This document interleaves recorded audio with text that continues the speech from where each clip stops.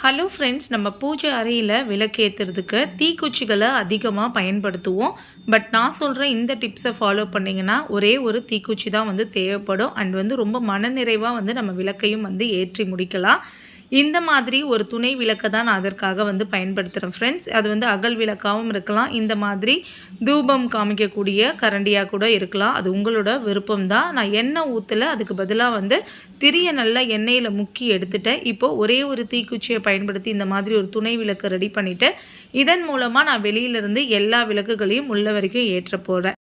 இந்த துணை விளக்கில் நீங்கள் 2 திரி போட்டுக்கோங்க. பஞ்சு திரி, அதுவும் மஞ்சள் கலர் இருந்தால் ரொம்ப ரொம்ப நல்லது ஃப்ரெண்ட்ஸ். நம்ம காமாட்சி அம்மன் விளக்கை உட்கார்ந்து தான் ஏற்றணும் அப்படின்னு சொல்கிறாங்க. இப்போ நிறைய பேர் வீட்டில் செல்ஃபில் நின்று தான் ஏற்றுறோம் இல்லையா? ஸோ அதனால் நம்ம முதலாக ஏற்ற போகிற இந்த துணை விளக்கையாவது நம்ம தரையில் அமர்ந்து கடவுளை வணங்கி ஏற்றிட்டு அதை வச்சு நம்ம மற்ற விளக்குகளை ஏற்றலாம். ட்ரை